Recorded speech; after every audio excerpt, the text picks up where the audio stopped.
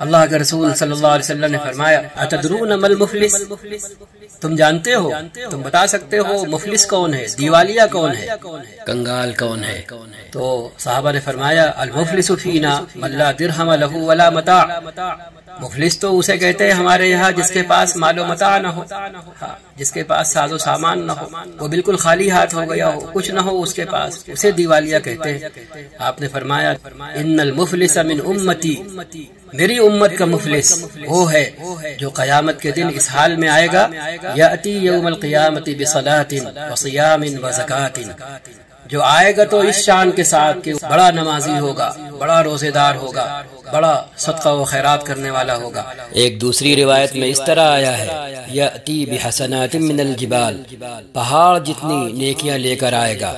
لیکن حالت کیا ہوگی؟ اس دنیا میں اس کی کیا رہی ہوگی؟ اس نے کسی کو برا بھلا کہا ہوگا، بدسلوکی کر رکھی ہوگی، کسی پر تہمت لگا رکھی ہوگی، بہتان لگا رکھا ہوگا، کسی کا مال کھا رکھا ہوگا، اس نے کسی کا ناحق خون بہا رکھا ہوگا، کسی کو ناحق مار رکھا ہوگا، لڑائی جھگڑا کیا ہوگا۔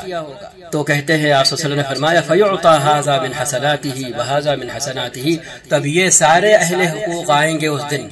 قیامت کے میدان میں۔ تو آپ صلی اللہ علیہ وسلم فرماتے ہیں کہ اس کی نیکیاں، جو نمازی صاحب ہیں، روزے دار صاحب ہیں اور صاحب خیر صاحب ہیں، ان کی نیکیاں ان سارے لوگوں کو دی جائیں گی، یہاں تک کہ جب ان کی ساری نیکیاں ختم ہو جائیں گی فَإِنْ فَنِيَتْ حَسَنَاتُهُ قَبْلَ أَنْ يُقْضَى مَا عَلَيْهِ، اس سے حساب چکتا ہونے سے پہلے کہ ابھی دعوے دار باقی ہیں، ہاں ابھی حق والے باقی ہیں اور نیکیاں پہلے ہی ختم ہو گئی ان کی، تو پھر اللہ کا انصاف دوسری صورت میں رونما ہوگا اور کہا جائے گا کہ بھائی کہ اب ان لوگوں کی جو گناہوں کی گٹھریاں ہیں، یہ گٹھریاں ان نمازی صاحب کے کندھے پر ان کے اوپر لاد دی جائے، ہاں ان کے اوپر لاد دی جائے، اور وہ ساری گٹھریاں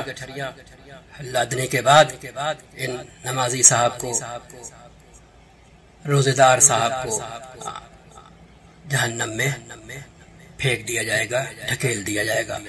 ثم طرح فی النار، تشریح میں ہے، کہتے ہیں کہ نہایت بدترین عمل جس سے اکثر لوگ غافل ہیں وہ یہ ہے کہ لوگ عبادتیں تو کرتے ہیں، جو موٹی موٹی عبادتیں ہیں جن سے سماج میں اور لوگوں میں ایک سینہ پھولتا ہے، شیخی اپنے اندر آتی ہے کہ ہاں یار لوگ ہمیں دیندار سمجھ رہے ہیں، یہ والا، لیکن ساتھ ہی ساتھ وہ گناہ کرتے ہیں کہ جو گھر کے اندر کے گناہ ہوتے ہیں، ہاں جو لوگوں کے ساتھ معاملات کے گناہ ہوتے ہیں،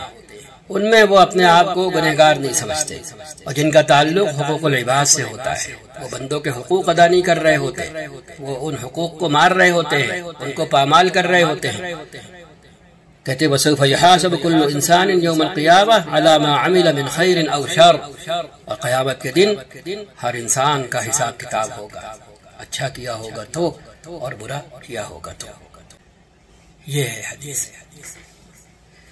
کتنی خطرناک حدیث ہے، کتنی خطرناک حدیث ہے، اگر یہ ہمارے سامنے رہے، اور کتنوں کے سامنے ہے۔ اب اس میں جو آیا ہے اکل مال ھذا، کہ کسی کا مال کھا رکھا ہوگا، تو اس میں اپنے گھر کی خواتین کا، اپنے گھر کی عورتوں کا مال نہیں ہوتا، ہاں اس میں سر فہرست بیوی کا مال نہیں ہوتا، جو ہم اس کو بیوقوف بنا کر کے اپنے کاروبار میں، اپنی ضرورتوں میں، اپنی چاہتوں میں لگا لیتے ہیں اور اس کے بعد اس کو ٹھینگا دکھا دیتے ہیں۔ تو اگر ہم نے یہ معاملہ کیا ہے، اگر ہم نے اپنی شریک حیات کا مال لیا ہے اور اسے کاروبار میں لگایا ہو یا نہ لگایا ہو، جو مال اس سے لے لیا وہ تو اسی کا مال ہے نا، یا مہر کی طرح اسے بھی حلال کروا لیتے ہیں کہ جیسے مہر حلال کرواتے ہیں۔ اور ہمارے یہاں کی سیدھی سادی بندیاں، کیونکہ ان کو پیچھے سے کوئی سپورٹ تو ہوتا نہیں ہے، ان کی پشت مضبوط تو ہوتی نہیں ہے، وہ مسلمان ہوتے ہوئے بھی غیر مسلمانہ ذہنیت سے بھری ہوتی ہیں، کیونکہ میکے والوں نے یہی سکھایا ہوتا ہے کہ بیٹیا آپ جا رہی ہو، اب مرہی کے وہاں سے نکلنا، ہاں کیونکہ میکے میں اب تمہارے لیے کوئی گنجائش نہیں ہے، اسی لیے ہم انہیں ان کا حق نہیں دیتے میکے میں۔ اگر اس کے برعکس معاملہ ہوتا کہ ہم میکے میں کم سے کم شادی کے کرنے سے پہلے یا کرنے کے بعد لڑکیوں کا بہنوں کا حق نکال دیا کرتے اور یہ کہتے کہ دیکھو یہ تمہارا حق ہے، یہ تمہاری جائیداد ہے، ہاں، اور کہتے کہ شادی کر رہے ہیں، بیاہ کر کے بھیج رہے ہیں، ہاں، گھر سے نکال نہیں رہے، ہاں، کہ اب دوبارہ اس گھر میں واپسی نہیں ہوگی، ہاں، باندی اور غلام بنا کر، ہاں، نہیں بھیج رہے ہیں، بیوی بنا کر بھیج رہے ہیں کسی کی،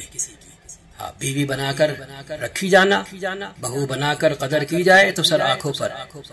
ورنہ ایک حد تک سہنا اور اس کے بعد یہ سب کچھ تمہارا سلامت ہے، اللہ نے دیا ہے،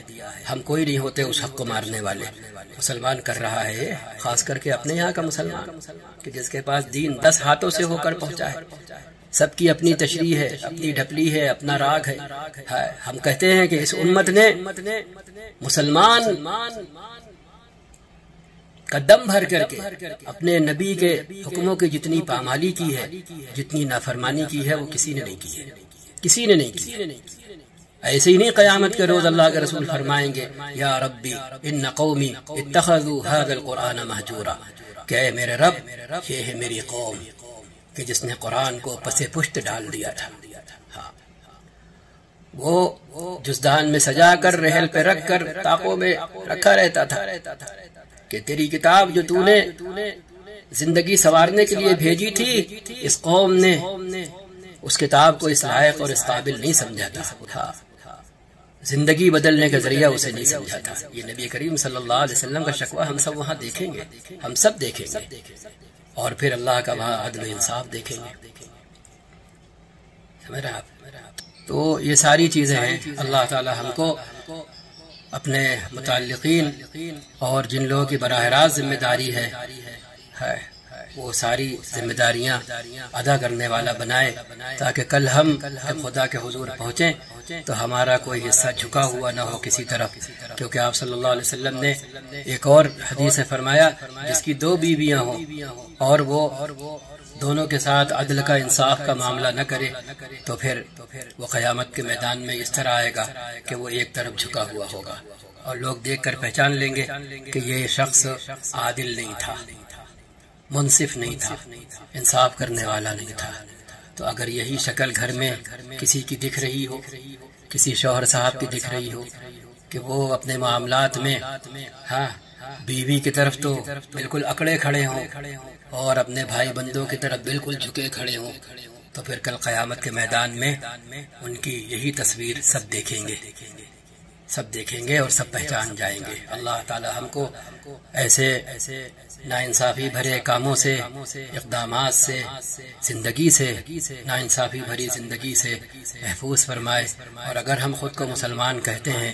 اللہ اس کے رسول کا دم بھرتے ہیں اور دین پر چلنا چاہتے ہیں، تو دکھاوے کی دینداری چھوڑ کر حقیقی عمل کی، کردار کی،